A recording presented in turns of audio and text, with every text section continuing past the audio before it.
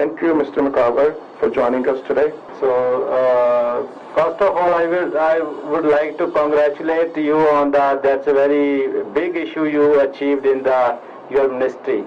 Well, thank you. But we're not finished yet. We have a number of obligations to meet to the nation, and we intend to meet those obligations. And also, I have a lot of support. The Premier gave me all the support that I needed, and my colleagues in government. So this was very much a team effort, and I'm pleased that we've started down this road to achieving the full ring road. So, Mister, I think we were listening to the chief, and he did mention that we were missing some kind of a communication last time, but this time there was a lot of good communication from provincial and municipal government. How you elaborate that? How did you manage that, though? Well, it was just really a matter of working together as a team with the nation and listening to what their concerns were, and we were, committed to correcting the things that where the agreement fell short last time, and we worked hard. So, you know what? I'm just saying that we worked closely with the nation. We tried to listen carefully to what things fell short in the previous negotiations, and worked hand in glove with them to make sure that we solved the problems that didn't get solved 4 years ago. So what will be this now? It will go to federal government for their approval, but I heard that it will be a long process, about a year and a half or so. Well, it could be. I've heard some indications from the federal government that they're going to try to move ahead faster than that, but I guess we'll just have to wait and see how they do. But in the meantime, we will work closely with them and cooperate.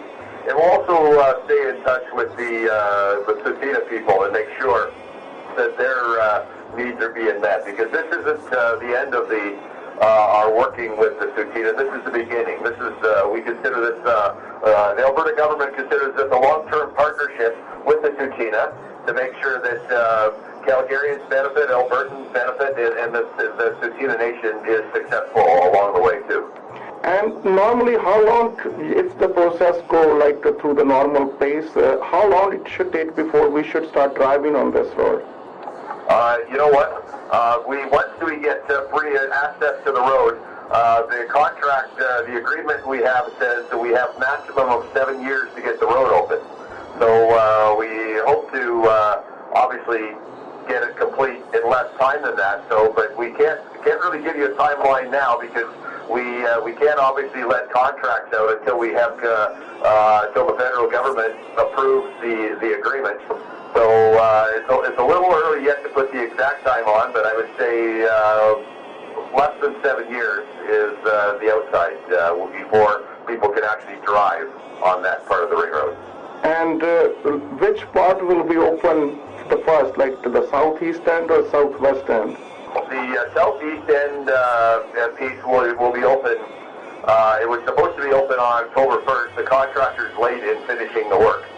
So I'm hopeful that within although I'm not sure, but I'm still hopeful within a couple of weeks, the southeast end will be open. At that point, the ring road will be open from McLeod Trail in 22X, all the way across the 22X, up to the east side of the city, and the entire east side will be finished, the entire north side will be finished, and the west side down to where it ends in Allen Highway 1 will finish. So the portion, the southwest portion that includes the Tsuut'ina land, will go from Highway 1 across from Canada Olympic Park all the way down to Highway 8 through the Tsuut'ina lands down to the 22X and over to McLeod Trail.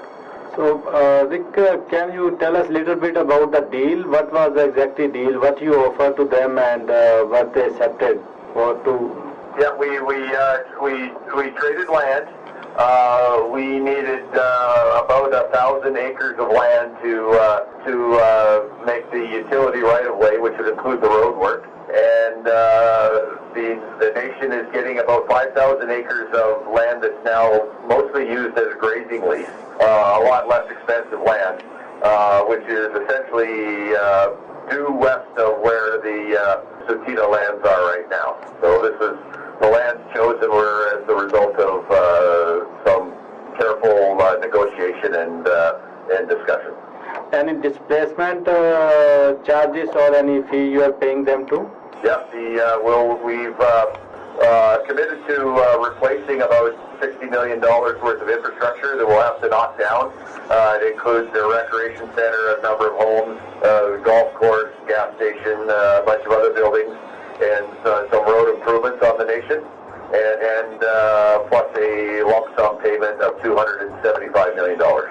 So what was the main difference in terms of financial terms, like how much money was paid before or how much was the land swap? Was there any difference or there was no much difference?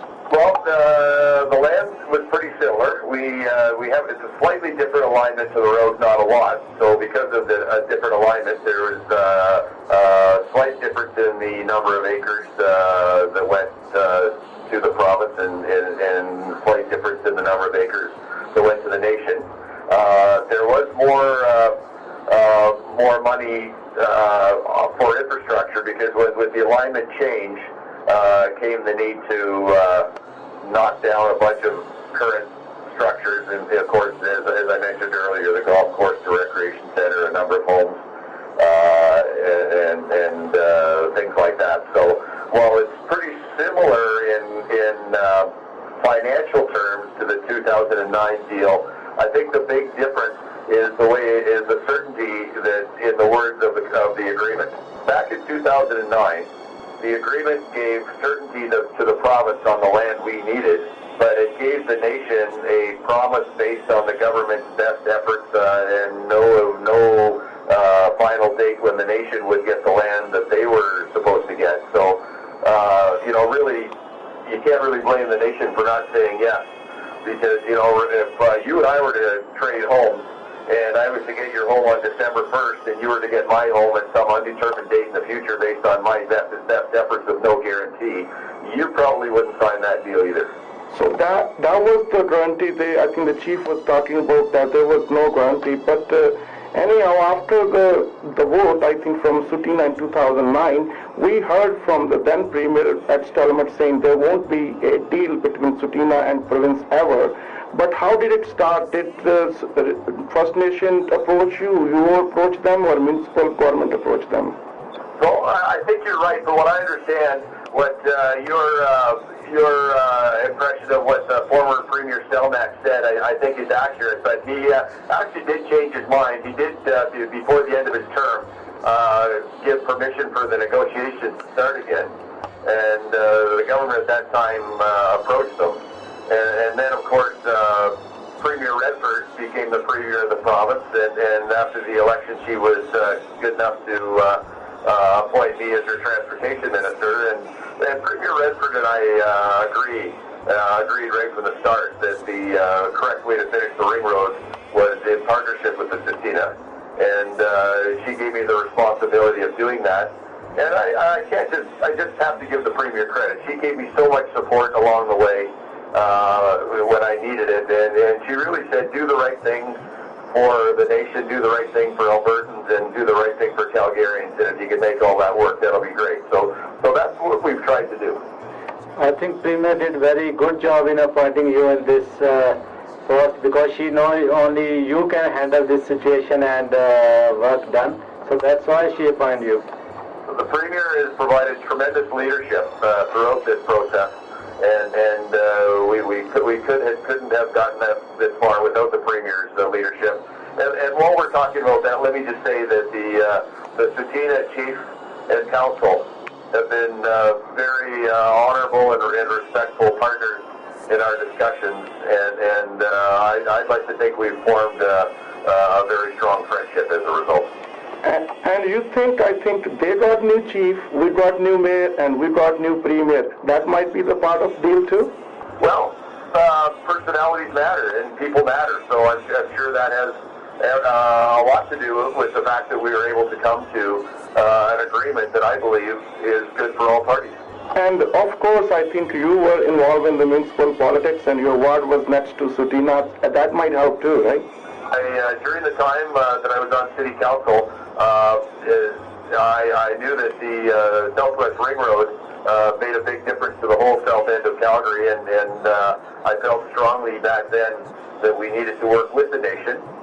And little did I know then that I was going to get an opportunity and permission to be the one negotiating with them. But it turned out to be good. And again, and some of the friendships that I was able to form back when I was on city council are still exist today. And I'm grateful for all those friendships on the nation, and grateful for the opportunity to work with them in a cooperative way that is good for everyone involved. Before we let you go, I have to ask you one question. It's not regarding the transportation, but regarding the opposition party. They had their AGM yesterday, and they made like major policy changes. How do you take that one? Well, I guess that'll be up to the public, but I did find it interesting that their leader was prepared to claim she believed whatever people voted on.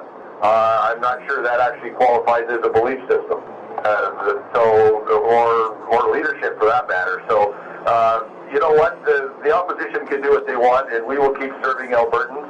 We'll keep building Alberta under Premier Redford's leadership, and we'll keep listening to Albertans to take our direction for how we lead this province into the future. So, you know, the opposition will do what they do, but we'll actually listen to Albertans and try to serve them the best we can. So, Ric, according to me, the moral of story is you are the hero of this project of getting things done. Rajesh, you're very kind, but I have to say, I'll remind you that I had lots of help. The Premier's leadership was invaluable. My colleagues in government were invaluable, and the city government and the federal government were helpful, and the chief and council and the people of the Patina were very good partners along the way. So I guess I'm fortunate to have been in such a wonderful circumstance. So thank you very much once again, Ric, giving us time. I know you have a family time today, and you gave me special time to come on our radio through phone. So thank you very much. Because I'm always happy to hear from you, Rajesh. Thank you, and have a good day.